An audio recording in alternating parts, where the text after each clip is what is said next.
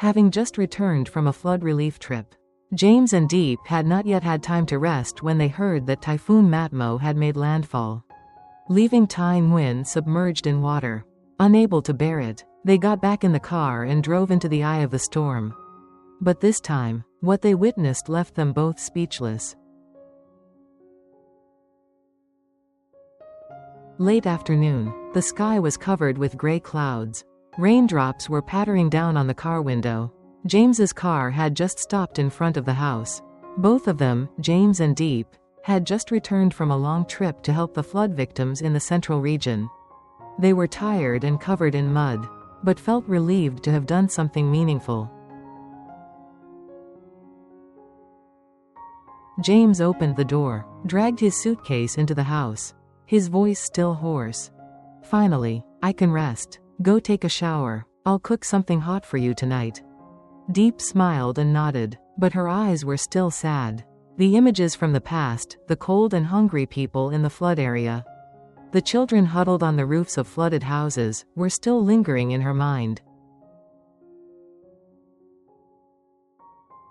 When it was just getting dark, Diep's phone suddenly rang. She looked at the screen. It was Mai, her close friend who was a teacher in Thai Nguyen.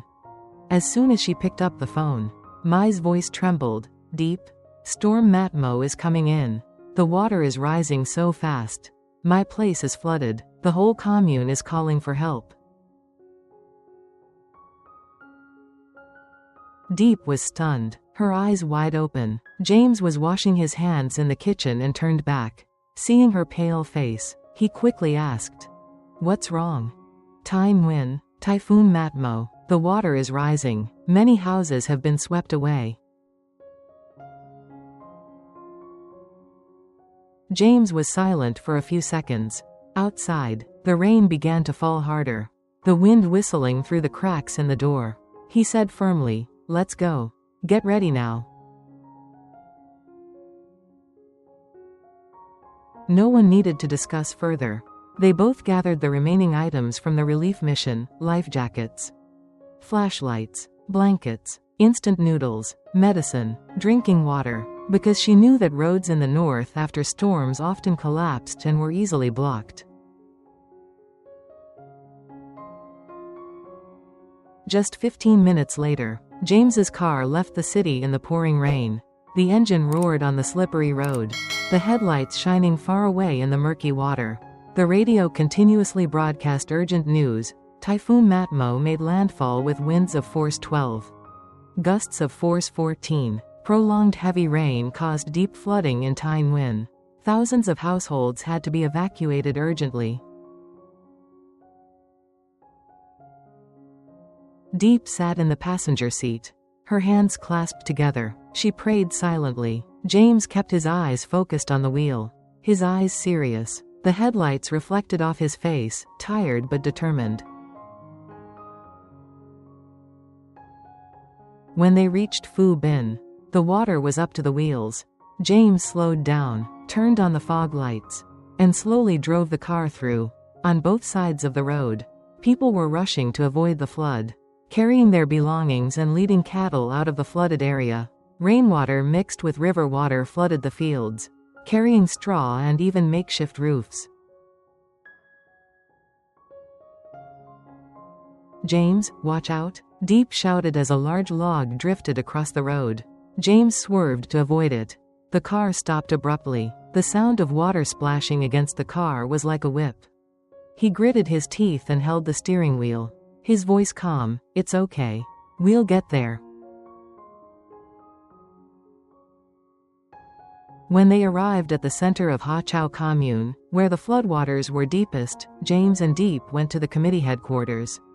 Inside, people were jostling, flashlights flickering. The local rescue teams were tired, short of people, and short of vehicles. Seeing James and Diep arrive with off-road vehicles, they were delighted. "Do you have a big vehicle? Can you transport relief goods into the inner area? There are still some households that haven't made it out yet." Without hesitation, James nodded. Diep quickly coordinated, divided the goods, and distributed life jackets to the children. They drove deeper into the flooded area, the water rising higher and higher. James stopped the car in a safe place, then waded through the water with Diep, carrying necessities to each house. An old woman held her hand tightly, trembling as she said, "Oh my God, where did you guys come from so quickly? I thought I wouldn't survive the night." Diep laughed, her voice choking. "Grandma, hang in there, the water is about to recede." That night, they stayed up almost all night. The rain was still falling. The wind was howling coldly. In the small committee room, James and Diep sat leaning against the wall, breathing heavily. The weak flashlight shone on their faces. "Are you tired?" James asked softly. "No, I'm just worried. This place hasn't finished yet. Tomorrow there might be another one." James nodded, his voice low. "Yes, but if we don't go, who will?" The next morning, when the rain had stopped, they and the rescue team continued to check. Suddenly, a landslide occurred a few hundred meters away, water pouring down like a waterfall. A house was swept away in an instant. People shouted, "There are people in that house." James rushed in. Despite the rushing water, he and a few young men broke the door and pulled the two old people out. Diep knelt down, covered them with warm clothes, and asked tremblingly, "Are you okay? Is there anyone else in the house?" The woman shook her head and sobbed, "There were only the two of you, but everything is gone. My child." At that moment, Diep was silent. All rescue efforts seemed small compared to the terrible power of nature. James put his hand on her shoulder and said softly, "We can't save everyone. But at least we saved someone today." 3 days later, the storm had passed. The sky was clearer, but the aftermath stunned them both. The roads were muddy, roofs were scattered, trees were strewn about, many houses were just bare foundations.